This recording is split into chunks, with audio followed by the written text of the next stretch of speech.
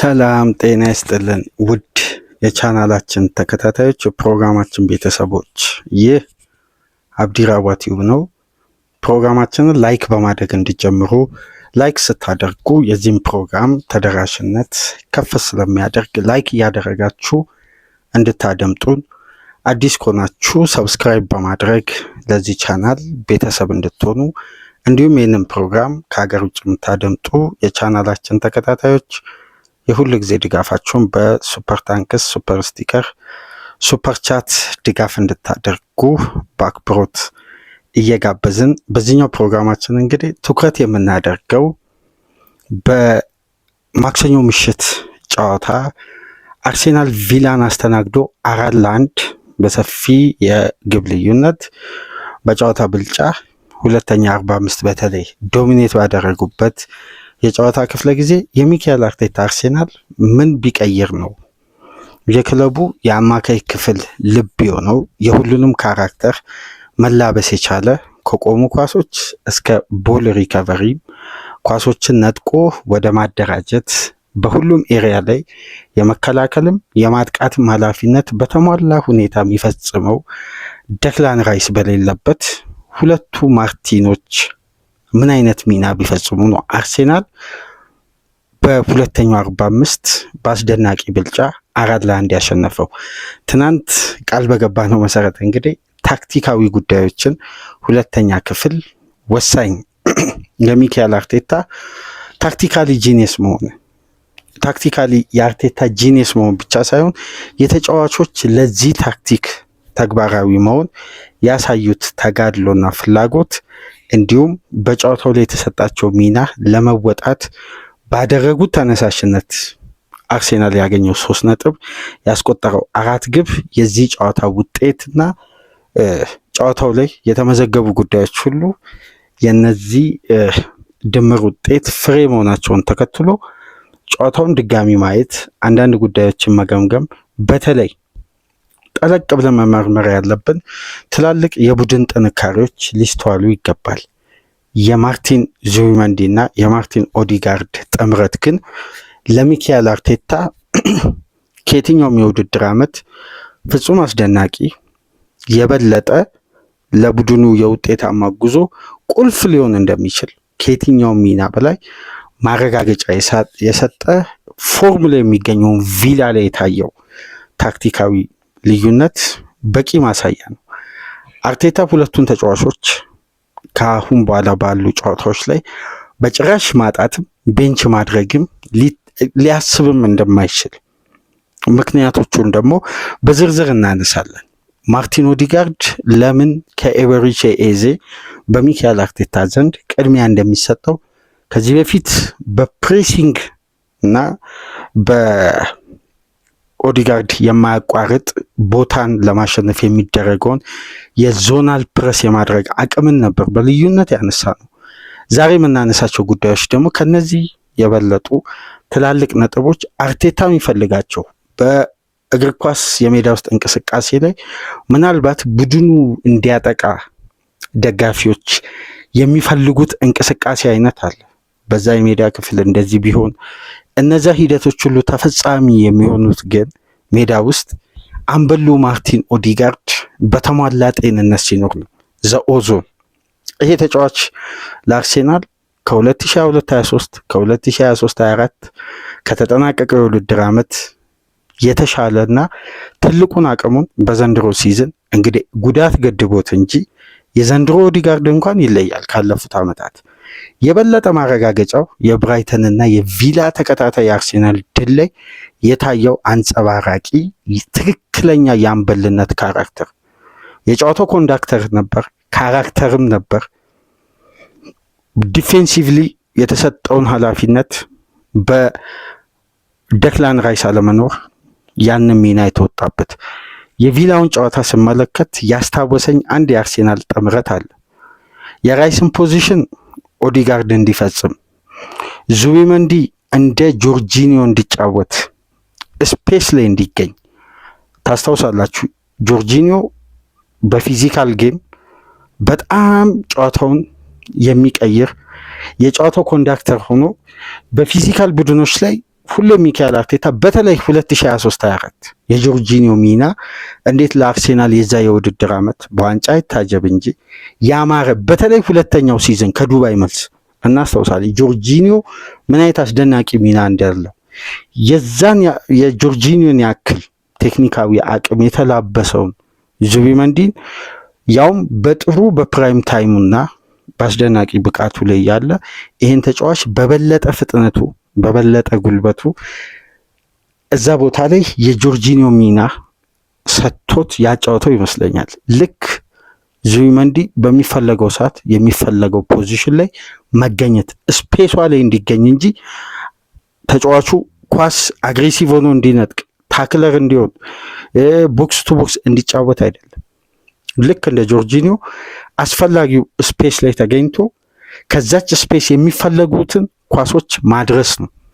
በዚህ ሚና እንግዲህ ትልቁን ኃላፊነት የቀኙን የሜዳ ክፍል ይዞ 8 ቁጥርን ቦታ ይዞ የሚጫወተው ኦዲጋርድ ከረፍት በፊት በተፈጥሯዊ ፖዚሽን ወይም ኦዲጋርድን በአርሴናል ቤት በምናውቀው ፖዚሽን ላይ እንዲሰለፍ በማድረግ በግራው 8 ቁጥር ደግሞ የራይስን ፖዚሽን ለሚካኤል ሜሪኖ በመስጠት አርቴታ ከረፍት በፊት የአማዱ ኦናናን አግሬሲቭ ሩጫና በተክለሰውነት የተሞላውን ፍጥነትና ጉልበት የቦልጋርድን ከ8 7ቱ የተሳኩ የአርሴናል ዲፌንሲቭ ላይንን ብሬክ ያደረገበት በመስመሮች መሃል ያደረገውን ሰንጣቂ ኳሶችን በአግባቡ ወደ ተጠባቂው ትራንዚሽን የሽግግር እንቅስቃሴ እንዲያደርስ የተሰጠው ሚና በቪላ በኩል ውጤታማ ነበር።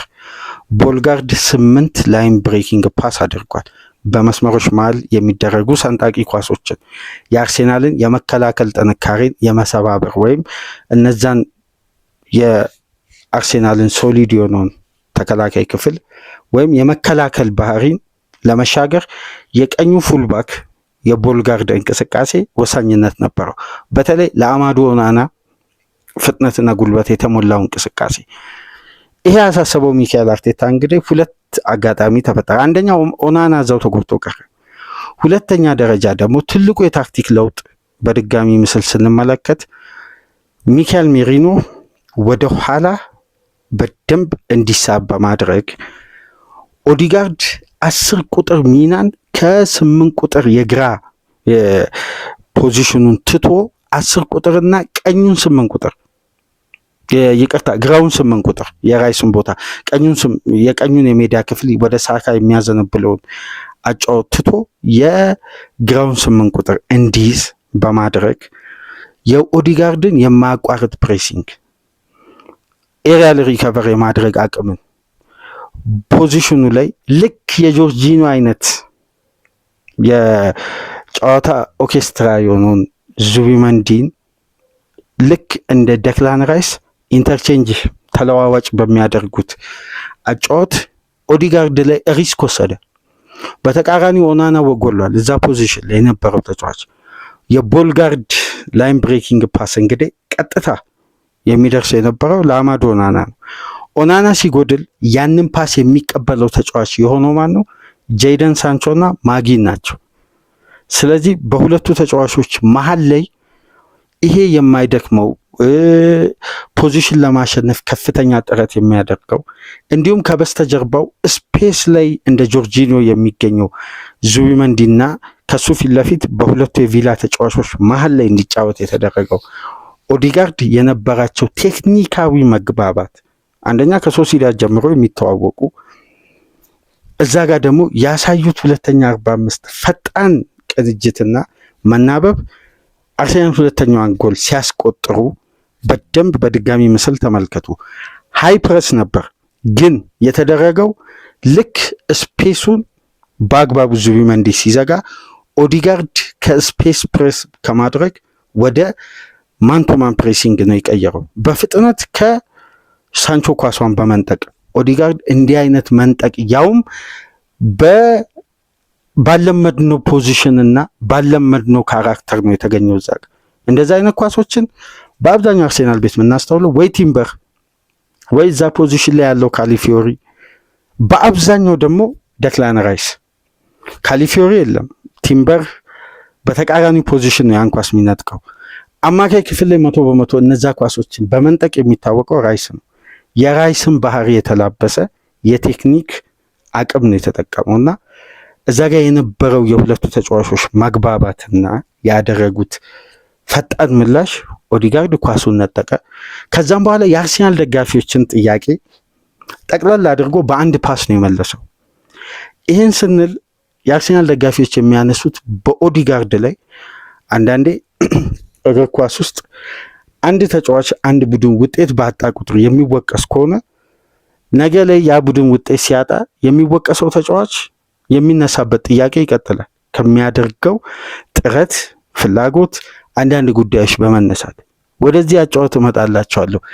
ልክ ከብራይተኑ ጨዋታ ቀደም ብሎ ድህረ ጨዋታ ግምገማችን ቅድመ ጨዋታ ግምገማችን ላይ ከብራይተን በፊት የዌልቤክ እና የኮሬስ ምስል ባለበት ላይ ወደኋላ መለስ ብላችሁ ተመልከቱ። ቅድመ ጨዋታ ግምገማ ላይ ማርቲን ኦዲጋርድን ከአምበልነት ተነስቶ ደክላን ራይስ አምበል መሆን አለበት የሚሉ የነ ማርቺኒዮል የነ ቶኒ አዳምስ ይሄ እንግሊዛዊ ባህሪ የማላበስ ዳኛን በመጫን ቡድኑ የሚፈልገው ዘመናዊ እግር ኳስ ከዚህ ሜንታሊቲ ተላቆ ስፔስን የማሸነፍ አቅም ላይ መድረሳቸውን እነዛ ተጫዋቾች እንግዲህ ወደ ሜዳ ካልተመለሱ በቀር አልተረዱትም። የቀድሞ ተጫዋቾች ቶኒ አዳምስም ማርኪኞልም በእግር ኳስ ዘመናቸው ያላቸውን ብቃት ለተመለከተና አሁን የሚፈልጉት ካራክተር ይሄ የአንድ ተጫዋች ደም መስጠት፣ ይሄ ወኔ ምናምን የሚባለው እነዚህ ጉዳዮች እግር ኳስ ላይ ከቴክኒክ ጋር ተያይዞ እንጂ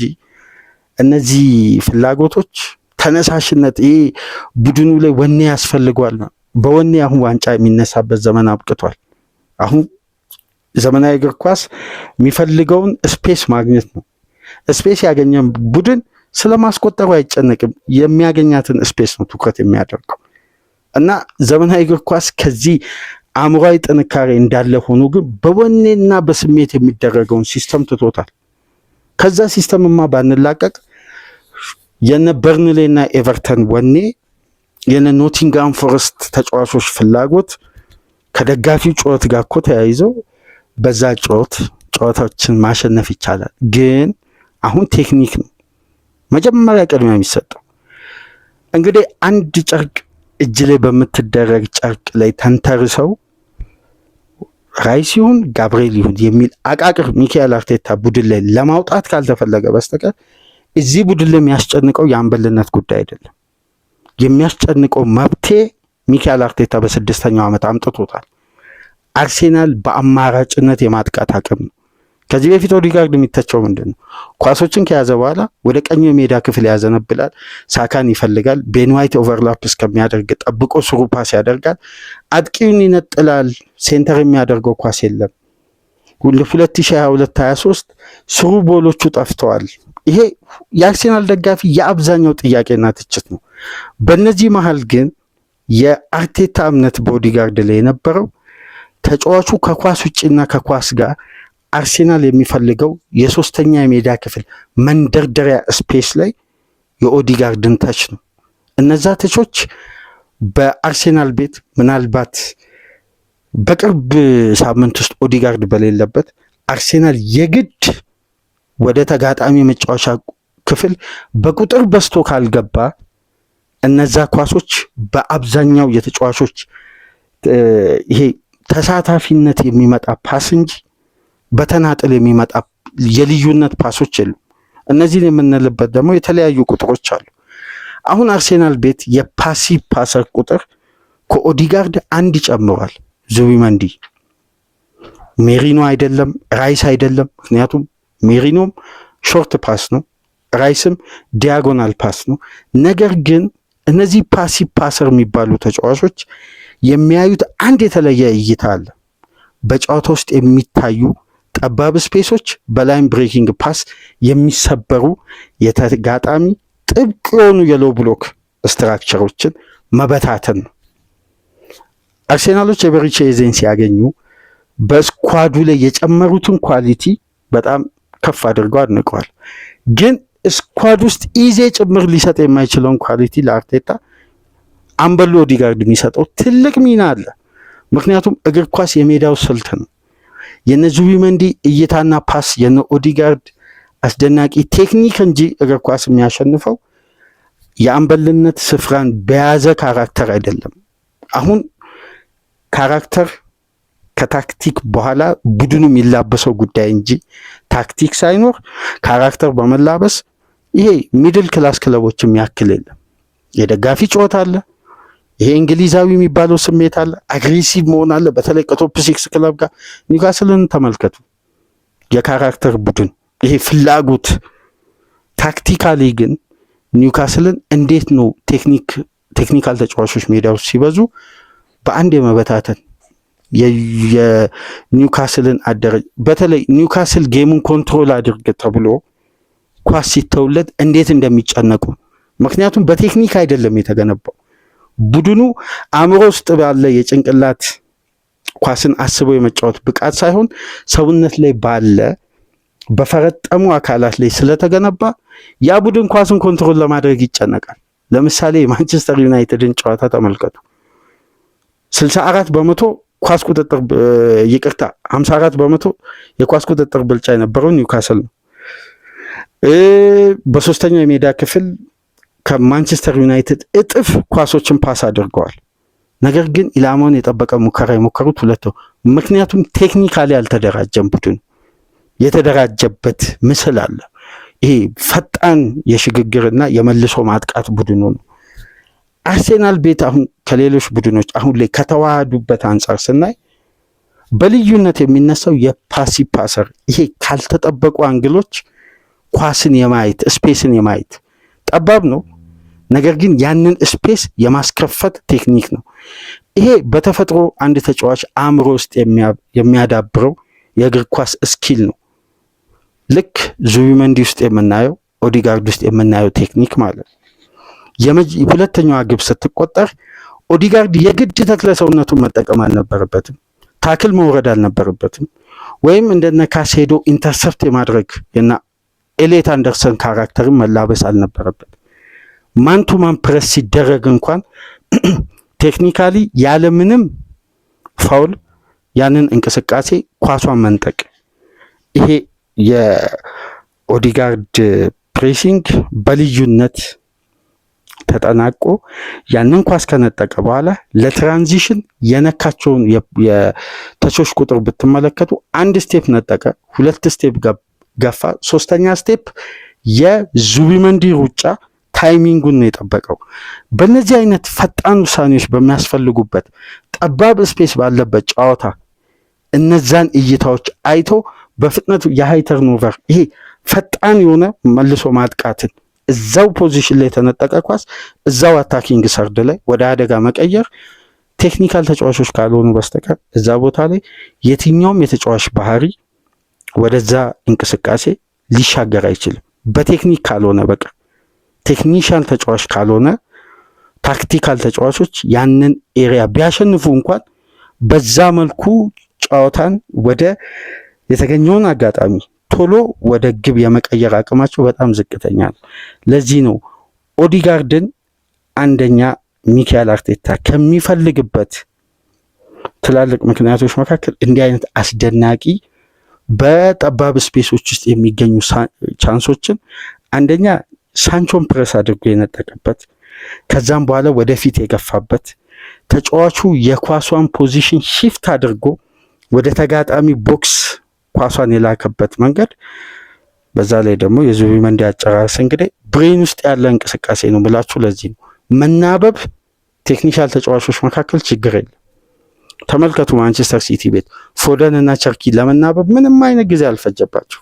አብረው እኮ የቆዩበት ጊዜ በሜዳ ውስጥ በጣም ትንሽ ነው። እንደተጀመረ ቸርኪ ተጎዳ፣ ኖቬምበር ላይ ተመለሰ። ያን ሁሉ ጊዜ ፎደን ነበር ሲብላላ የቆየው። ቸርኪ ሲመለስ በቴክኒክ አቅም የተገነባ የፔፕ ቡድን ስለሆነ ቶሎ ፈጣን ምላሽ ለመስጠት አልከበደውም። አርሴናል ቤት ውስጥ በዘንድሮ ሲዝን 13 ተጫዋቾች ከኦዲጋርድ የተሻለ ደቂቃ አግኝተዋል። በነገራችን በጉዳት ምክንያት ኦዲጋርድ ያመለጠው የጨዋታ ቁጥር ብዛት ግን እንዴት ነው እንዲህ አይነት ፈጣን መናበብ አማካዩ መካከል? እንደውም ምን ስንል ነበር? ኢዜ ስፔሶች በሌሉበት ጨዋታዎች አሁን የቪላ አይነት ጨዋታ ላይ ይጠፋል። ለምን ስፔስ የለም ድሪብል የሚያደርግበት የሚያስብበት። ተመለከታችሁ? የኢዜና የኦዲጋርድ ልዩነት ይሄ ነው። በጠባብ ስፔስ ውስጥ ማሰብ ይችላል ኦዲጋርድ። ስፔስን ለማስከፈት ብሬን ውስጥ ባለው ቴክኒክ ስፔሶችን በፓስ ይከፍታል። ኢዜ ግን ስፔስ በሌለበት ጨዋታ ላይ ማሰቢያ ጊዜ ይፈልጋል። ስፔሶችን ነው የሚፈልገው፣ ስፔስ አያስከፍትም። እነዚህን ደግሞ ቆይ ወደ በኋላ በቁጥር በደንብ የምናነሳ ይሆናል። በሁሉም ረገድ በጨዋታው ከአርሴናል ተጫዋቾች በርካታ ሙከራ ያደረገ ተጫዋች ማርቲን ኦዲጋርድ ነው። በጨዋታው በርካታ ተች ያደረገው ተጫዋች ኦዲጋርድ ነው። በጨዋታው የመጨረሻ ሶስተኛ የሜዳ ክፍል የተጋጣሚ የሜዳ ክፍል ያልተዛነፉ በስኬት የተጠናቀቁ 43 ኳሶችን ፓስ ያደረገ በዘንድሮ ሲዝን በኦዲጋርድ ፖዚሽን ላይ የሚጫወት የትኛውም ተጫዋች የለም። የተሳካ የክሬቲቭ አማካይ 43 ስኬታማ ፓሶችን ያውም ከቶፕ 6 ክለብ ጋር በቪላው ጨዋታ ያደረገው ከአርሴናል ተጫዋቾች የትኛውም ተጫዋች ያላደረገው። ምን ያክል ይሄ ተጫዋች የራይስ ሚና እንደተሰጠው የምናስተውለው አብዛኛውን ዱዌልስ በጨዋታ ያሸነፈው ማርቲን ኦዲጋርድ ነው። በጨዋታው ላይ ደግሞ ልክ እንደ ራይስ አሁንም ፖሴሽኖችን ያሸነፈ መልሶ ፖዚሽኖችን እያሸነፈ ቡድኑ ኳስ እንዲነጥቅ የፖሴሽን ዶሚኔት እንዲያደርግ አብዛኛውን ፖሴሽንም ያሸነፈው ተጫዋች ኦዲጋርድ ነው። ሚናው ሰከንድ ሃፍ የራይስን ባህሪ ለኦዲጋርድ በመስጠት በቴክኒክ ነው የታገዘው። ራይስ ቴክኒካሊ በኦዲጋርድ ምስል ውስጥ ማለት ኦዲጋርድ ራይስን ሆኖ ነገር ግን በቴክኒክ ነው ራይስን የሆነው።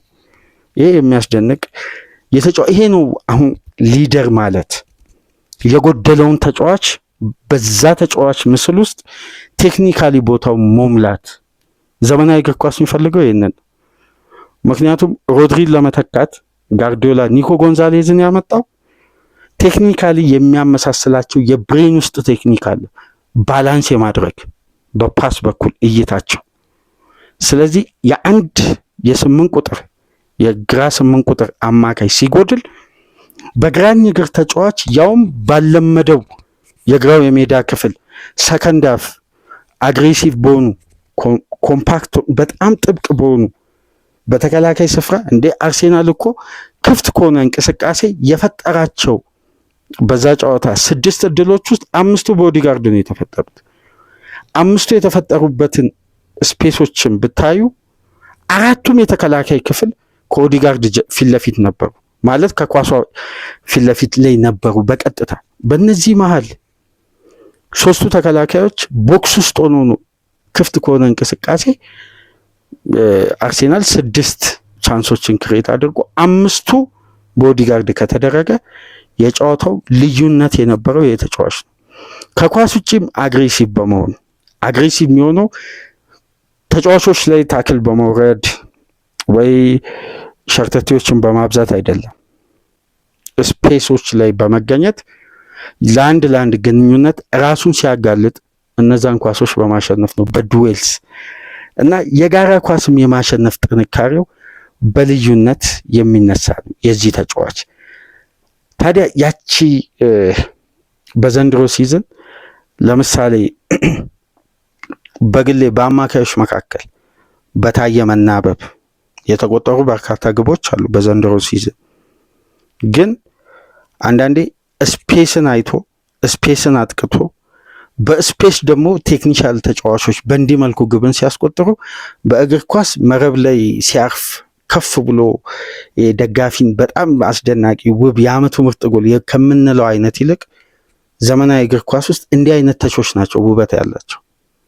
አሁን እንደዚህ አይነት ተች ከዚህ በፊት ናስሪ፣ ፋብሪ፣ ዴኒልሰን ምናምን እያሉ አርሴናል ቤት የምናያቸው የቬንገር ተች ባህሪ ነው። በነገራችን ላይ የኦዲጋርድ እና የዙቢመንዲ መናበብ ቴክኒሻል ተጫዋቾች ሜዳ ውስጥ በበዙ ቁጥር በአካል ብቃት የትኛውም ቡድን ፈርጣማው ነው ቢመጣ ስፔስን ለማሸነፍ ቴክኒክ እንጂ ፊዚካል ጌም ላይ እንግዲህ ያለውን ልዩነት ነው በአግባቡ የተመለከት ነው። ታዲያ ኦዲጋርድ እንደዚህ ምርጥ ሆኖ እንዲያመሽ የዙቢመንዲ ሚናና የኦዲጋርድ በጨዋታው ላይ ያሳየው ፍጹም አስደናቂ መሆን ከምን መነሻ ነው? ምክንያቱም ከረፍት በፊት የነበረውን ብልጫ ቅድም እንደነገርኳችሁ በኢንተርቼንጅ ሲስተም ሲተገብሩ አንድ ጉዳይ በደንብ ለታዘበ ኦዲጋርድ እዛ ቦታ ላይ በዚህ ፖዚሽን በዚህ አጫወት እንግዲህ እንደ ተጋጣሚው አይነት የብራይተኑ ጨዋታ ከራሱ ቦታ ላይ ሆኖ ነው ከኤሪያ ውጪ የአርሴናል ደጋፊዎች ትችት አሁንም ቅድም ካነሳውላችሁ ሀሳብ ውጪ እንደ 10 ቁጥር ተጫዋች ከኤሪያ ውጪ ሹቶችን አያደርግም ብለው በሚያሙበት በኩል ነው ኦዲጋርድ ግብ ያስቆጠረው ብራይተን ላይ። ግን የብራይተን አማካዮች ያሲን አያሪ ነዊፈር በነበሩበት የአማካይ ክፍል ላይ ኦዲጋርድ ከአንደኛው ቦክስ ወደ ሌላኛው ቦክስ ለመሻገር የዙቢመንዲን ፓስ የሚጠብቅ ተጫዋች አልነበረም። ይሄ አርሴናል መስርቶ እንዲወጣ ፖሴሽኖችን እየረዳ ወደኋላ ተመልሶ እንዴት ሲመራ እንደነበር ይሄ አንዳንዴ ሜዳ ውስጥ አሰልጣኝ ኃላፊነት ባይሰጥ እንኳን ይሄ በአሰልጣኙ ታክቲክ ውስጥ ጥብቆ ነው የሚመሩ ተጫዋቾች አሉ። አሁን በኮንቴ ውስጥ የሚሰለጥኑ ተጫዋቾች ለዛ ነው 90 ደቂቃ ኮንቴ እንደ ሮቦት ተጫዋቾችን እሱ በሚፈልገው ስትራክቸር ፌዙን እንዲከተሉ የሚያደርገው የመጀመሪያ። ለዛ ነው እኮ ሜዳ ውጭ ሳይሰራ ነው እንደመጣው ይባላል አይደል? በተለምዶ አንቶኒዮ ኮንቴ ለምን ሜዳ ውስጥ ትሬኒንግ ቦታ ይሰራ አይመስልም። ብዙ ሲጮኑ ምን ጨዋታው ከጀመረበት ከአንድ ደቂቃ እስከ መጠናቀቂያው ደቂቃ ድረስ እያንዳንዱን ጉዳይ ይመክራል። ይሄ ከጨዋታ ስትራክቸር እና ትሬኒንግ ላይ ካሰራው ጉዳይ ተጫዋች እንዳይወጣ እዛው ጥብቅ የማድረግ ተጫዋቾችን እንደ ሮቦት የማዘዝ ወደዚህ ተመለስ፣ ወደዚህ አጥቃ፣ ወደዛ ፓስ አድርግ፣ እያንዳንዱን ሂደት ተውት። እሱ በቆመበት ተች ላይን በተቃራኒ ያለውንም ጭምር የተወሰኑ ኮዶች አሉ ቁጥር ይሰጣናል ሲል ነበር። በቅርቡ የፋብሪን ኢንተርቪው ከሰማችሁ ቁጥሮችን ይሰጣል እና እነዛ ቁጥሮችን ነው ድጋሚ የሚቀበለን።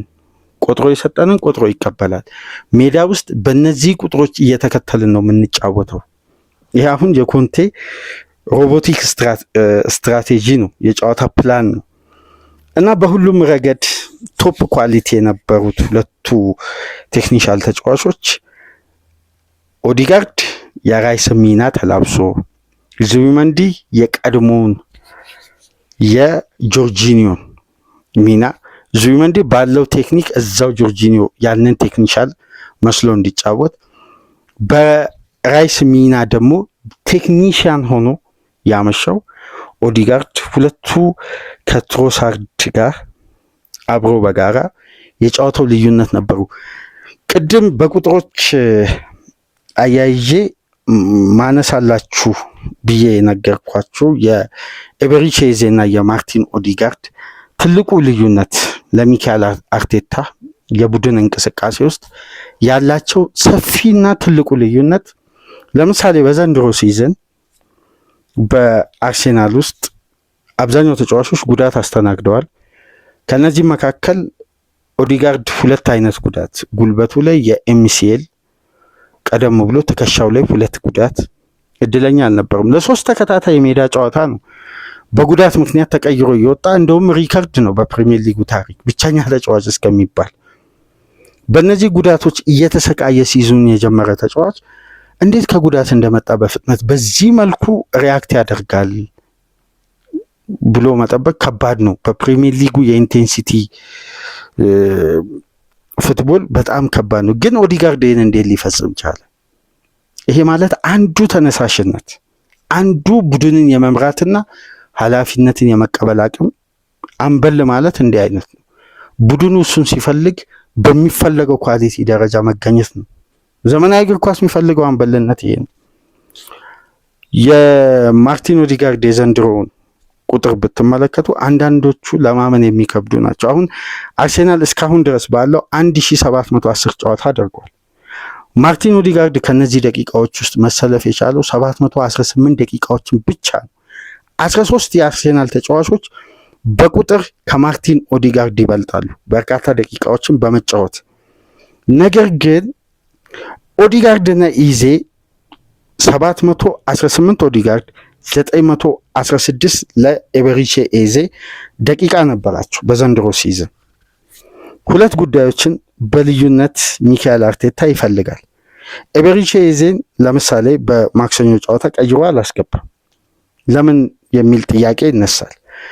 በዚህኛው የሚካኤል አርቴታ አዲሱ የሞመንተም ሲስተም ላይ አርሴናል ተጋጣሚ ላይ ብልጫ ሲወስድ መጀመሪያ ከጨዋታውም ቅድመ ጨዋታ በፊት ያነሳ ነው ጉዳይ ፕሬሲንግን ያለማቋረጥ በቀጣይነት ፕሬስ የማድረግ ያለመሰልቸት ቀጣይነት ያለውን ፕሬሲንግ ማስጀመርም ማስቀጠልም እንዲሁም ያ ኳስ እስከሚነጠቅ ድረስ የማያቋርጥ ስፔሶችን ፕሬስ የማድረግ አቅም ኦዲጋርድ ላይ ነው ያለው።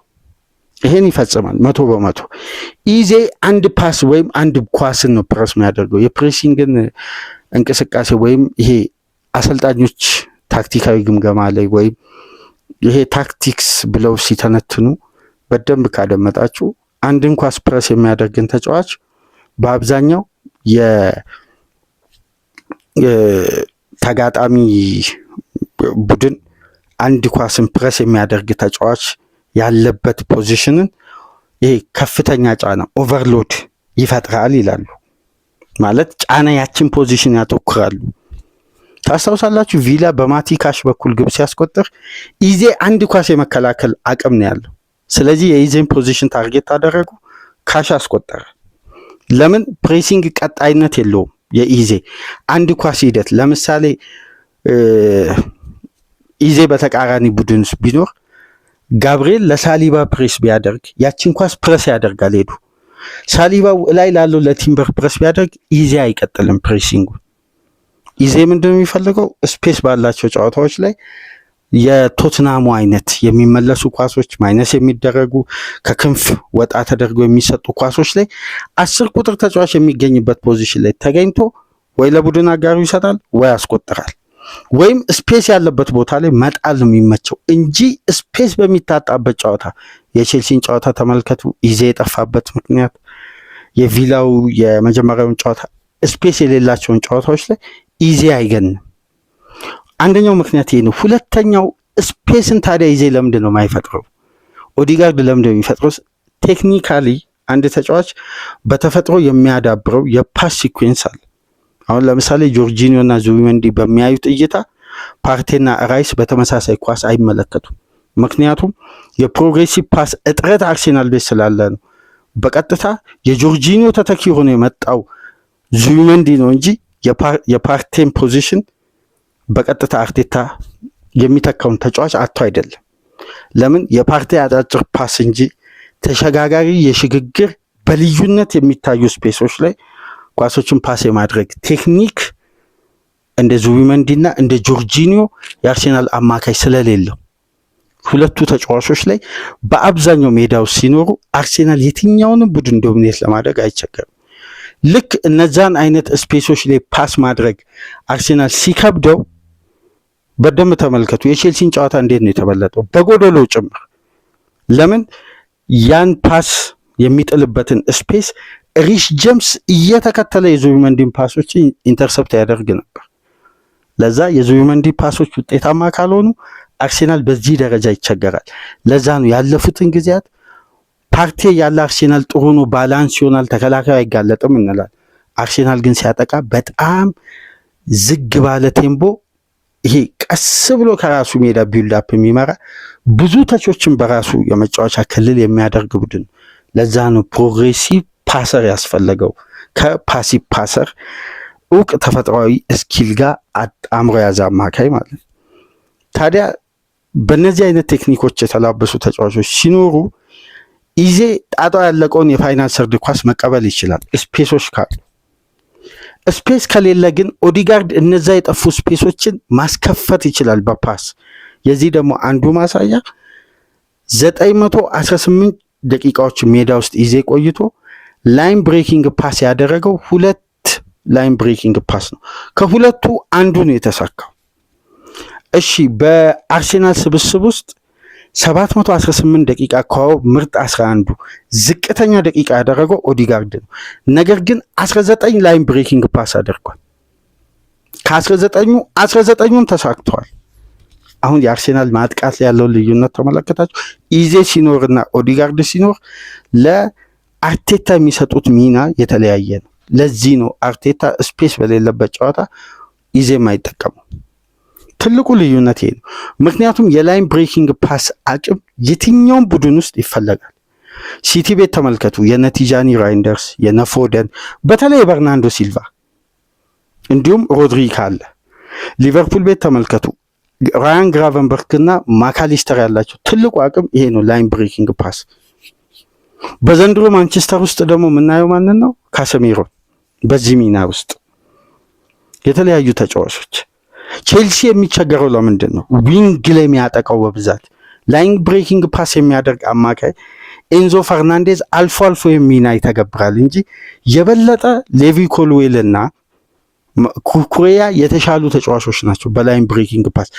በተለይ ደግሞ ሪች ጀምስ አማካይ ላይ ካለ ላይን ብሬኪንግ ፓስ የተጋጣሚን የመከላከል አጥርን የመስበር የሚሰባብሩ ፓሶች ነው። ላይን ብሬኪንግ ፓስ እየሰበረ ያን ኮምፓክት የሆነን ዲፌንሲቭ ላይን እየሰበረ የሚገባ የሽግግርም ሊሆን ይችላል፣ የማጥቃትም ሊሆን ይችላል፣ ወደ ግብነት የቀረበን ፓስም ሊሆን ይችላል። እነዚህ ፓሶች ውድ ናቸው በሊጉ። ምክንያቱም ሊጉ በጣም ኮምፓክት ባህሪ ያላቸውን ክለቦች የያዘ ስለሆነ በእነዚህ ፓሶች አንድ ቡድን ሰርቫይቭ ያደርጋል፣ ማጥቃቱን የበለጠ ጥራት ያለው ያደርጋል። ፉልባኮች አይጨነቁም። አታኪንግ ሰርድ ላይ ያሉ ሁለቱ የማጥቃት የክንፍ ተጫዋቾች ውጥረት ውስጥ አይገቡም። እነዚህ ፓሶች ያስፈልጋሉ። ነገር ግን ይሄ ፓስ የሚመጣው አንድ ተጫዋች የሚያዳብረው ተፈጥሯዊ ስኪሉ ላይ ብሬን ውስጥ ባለው ቴክኒክ ላይ አሰልጣኙ የበለጠ በሚሰጠው ሚና። ለዚህ ነው ኦዲጋርድ መቼም ቤንች አይሆንም የምንለው። ለአርቴታ የሚያበረክተውን ከሌላ ተጫዋች አርቴታ አያገኝም። ይህም ፓስ ከማርቲን ኦዲጋርድ በርካታ ደቂቃ ሜዳ ውስጥ የቆየው እንኳን ዙቢመንዲ 18 ነው ላይን ብሬኪንግ ፓስ ያደረገው። ኦዲጋርድ 19 የተሳካ ላይን ብሬኪንግ ፓስ። በሲዝኑ በርካታ ደቂቃ ሜዳ ላይ የቆየው ዙቢመንዲ እንኳን የኦዲጋርድ ያክል ላይን ብሬኪንግ ፓስ አላደረገም። በመስመሮች መሃል ያሉ ሰንጣቂ ኳሶች፣ ጠባብ ስፔስ ፍለጋ ማለት ነው። የተቆጠረው ግብ ሚሽኑ ይሄ ነው። ኦዲጋርድ የአርሴናል አምበል ብቻ ሳይሆን የክሬቲቭ ልብ ነው፣ የክሬቲቪቲ አቅም ነው። ስለዚህ እጅ ላይ በሚታሰር አምበል ከመተቸት ይልቅ ተጫዋቹ ያለውን የቴክኒክ አቅም አርቴታ እንዴት እየተገለገለ እንደሆነ በደንብ ብንመለከት እጅ ላይ ያለው ጨርቅ በአመቱ መጨረሻ ዋንጫን ከፍ ከማድረግ ከሜዳ ውጭ ባሉ ጉዳዮች ላይ ስላለው ሊደርሺፕ እንጂ ሜዳ ላይ ስላለው ቴክኒክ እንኳን እነዚህ ተጫዋቾች ናቸው የቡድኑን ጭንቅ የሚቀንሱት፣ ጣጣን የሚሸከሙት ከነትችቱ ከነወቀሳው። ይህን ስንል ደግሞ ያለፉት ጊዜያት የሚነሱ ጥያቄዎች ምላሽ ያገኙት በእነዚህ ተጫዋቾች አቅም ነው። የተዘዋወሩ ተጫዋቾች ዴብዙን አሳድገዋል። 100% እሱ ትክክል ነው። ግን የአርሴናል የቡድን ባላንስ የመጀመሪያው ማን ነው? ራያ ጋብርኤል አለ፣ ቲምበር አለ፣ ኦዲጋርድ፣ ዙቢመንዲ፣ ራይስ አሉ። በፊት መስመር በኩል ትሮሳርድ አለ። ከሳካም የተሻለ ለቡድኑ እያበረከተ የሚገኘው በዚሁን ሰዓት በግብ ተሳትፎም በማስቆጠርም በማጥቃቱ። ስለዚህ ቡድን ባላንስ የተገነባው ያለው ጥንካሬ ላይ የነ ዙቢመንዲ ፓስ በልዩነት ከፍ ማለት፣ የነ ኦዲጋርድ ቴክኒክ በነ ዙቢመንዲ ማምጣት እንዴት ከፍ እንዳለ ደግሞ የበለጠ እያየን ነው። በአነስተኛ ደቂቃ ግን የአርሴናል የአታኪንግ ሰርድ ልብ መሆኑን በድጋሚ ያረጋገጠበት ሌላኛው ጨዋታን በቪላ ላይ ያሳየበት ምሽት ነበር። ስለ ኦዲጋርድና ስለ ዙቢመንዲ ስለ ሁለቱ ኦርኬስትራ የጨዋታው አቀናባሪ የነበሩት ምርጥ አማካዮች ዙሪያ እንግዲህ በግሌ የተመለከትኳቸውን ጉዳዮች ከቁጥሮች ጋር ያይዤ አርቴታ ምርጫውን የለወጠበትና በምርጫው የሚጸናበትን ምክንያት እንግዲህ በራሴ እይታ የተመለከትኩትን ጉዳይ በእንዲህ መልኩ ከቁጥሮች ጋር አያይዤ ወደ እናንተ ይዤ መጣው። በሁለቱ ማርቲኖች የአማራው የአርሴናል የአማካይ ክፍል ይህን ይመስል ነበር። ቪላን ሁለተኛ 45 ያፈራረሰበት ቴክኒክ ስለዚህ አሁን ስለ አምበልነት ከመከራከር ይልቅ ነጮቹ የሚሰጡትን አሳይመንት ትተን ሜዳ ውስጥ ያለውን የነዚህን የቴክኒሻሎችን የኳስ ጥበብ እያደነቅን እየተማማርን እንግዲህ የአርሴናልን የዘንድሮን ጉዞ ከዚህ በበለጠ ያማረ ከሆነ በጉዳዮች ላይ ያነሳን በአርሴናል ጥንካሬ ላይ ያሉ ነጥቦችን ከጨዋታ ጨዋታ እየተወያየን እንደ ሌሎች ክለቦች የምንዘልቅ ይሆናል። የሁለቱ ማርቲኖችን ጉዳይ በእንዲህ መልኩ ተመለከትን። ከተመቻችሁ ላይክ አድርጉ። አዲስ ከሆናችሁ ሳብስክራይብ፣ ከሀገር ውጭ የምታደምጡ ድጋፋችሁን በሱፐር ስቲከር፣ በሱፐር ቻት፣ በሱፐር ታንክስ ለቻናላችን እንድታበረክቱ በአክብሮት እየጋበዝን ከወዲሁ ከስራቸው ራሳቸውን ለማግለል ወይም ለመሰናበት የተቃረቡት ኤንዞ ማሬስካን በተመለከተ የምናነሳው ፕሮግራም ከዚህ በመቀጠል ይደርሳችኋል። በመጨረሻም አራተኛው ፕሮግራም የአርሴናል ደጋፊዎች ይህን ፕሮግራም የምታደምጡ ሲቲ ዛሬ በስቴዲየም ኦፍ ላይት ጨዋታ አለው። ስለዛ ጨዋታ የምናወራው የምንወያየው የምናደርሳቸው መረጃዎች አሉ። እስቲ በእነዚህ ቀጣይ ሁለት ፕሮግራሞች እስከምንገናኝ ከዚህ ፕሮግራም ቀደም ብሎ በሊቨርፑልና ሊድስ የዛሬውን ጨዋታ በተመለከተም ሀሳቦችን አንስተናል። በድጋሚ ተመልሰ እስከምንመጣ ድረስ ሰላም ቆዩ።